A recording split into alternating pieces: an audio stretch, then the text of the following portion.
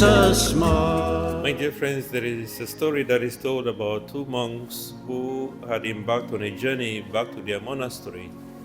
It was supposed to be a journey of many hours. And these two monks, as they were traveling through the forest, they happened to have come to a river. And then they met a very beautiful girl who was struggling to cross, but she could not. And the monks wanted to help, but because of their vow of celibacy, they did not want to carry this girl. The only way was to carry this girl.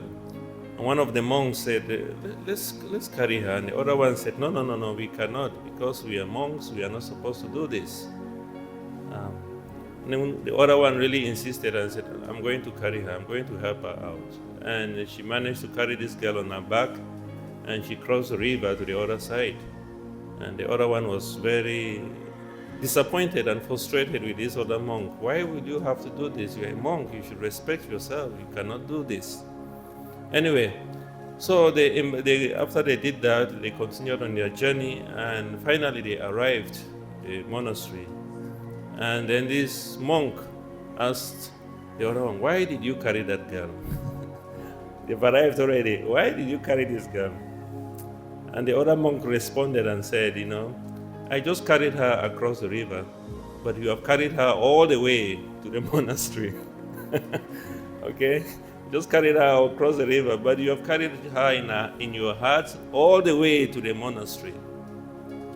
And I think this is the encounter that Jesus has with the Pharisees, that he enters, he's not washed the hands, and then this Pharisee says, now, you've done the wrong thing. He begins to condemn, he begins to say he's not right, he's not doing the right thing.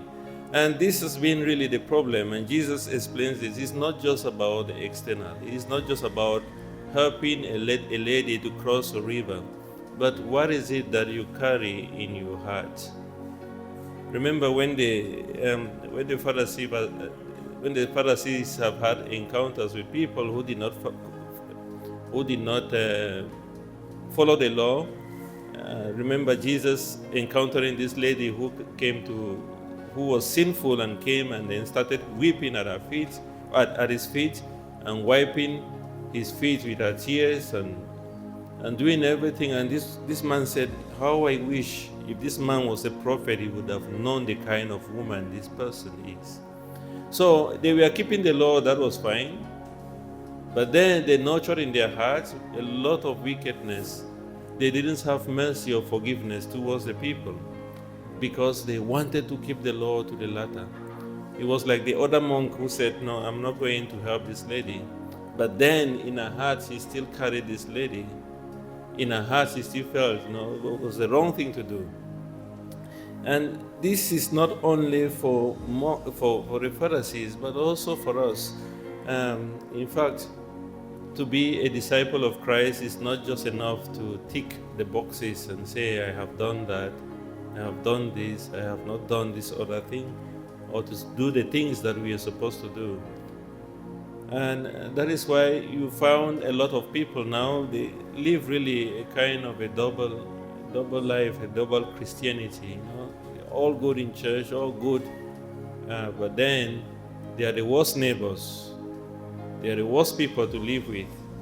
They don't treat their workers well. They don't treat their colleagues well in the place of work. But then when they are in church, they are the best of the people. And they are not even treating their brothers well. I think they are not far from being Pharisaic.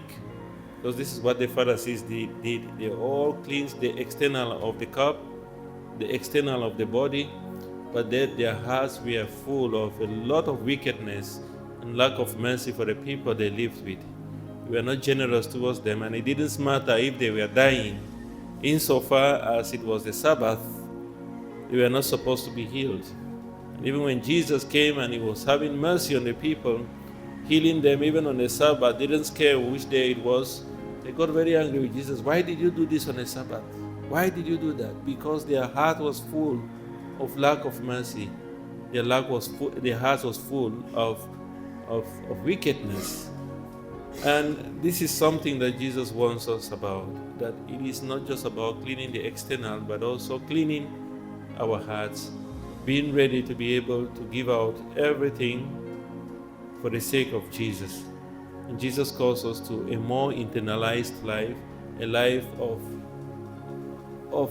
following Him, not just externally, but also doing everything, making all the sacrifices within ourselves to reach out to others.